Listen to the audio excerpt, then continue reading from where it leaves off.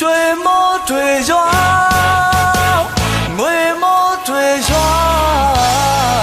ဒီနေ့ရမြမစားတိုင်းပြည်လုံးချမ်းသာစေဗျာပြပရာတွေဝေးလို့ကွာသူတွေလည်းမတောင်းပဲပြေပါစေ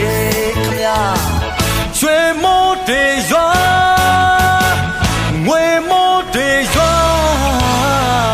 ဒီနေ့ရမြမစားတိုင်းပြည်လုံးချမ်းသာစေဗျာပြပရာတွေဝေးလို့ကွာသူတွေလည်းမတောင်းလဲပြေပါစေခမညာအလောက်ကိုင်းခွေလာနဲ့ပွင့်လန်းကြပါစေသိစုတွေမကြမကြပေါက်လို့တထေးကြီးဖြစ်ပါစေ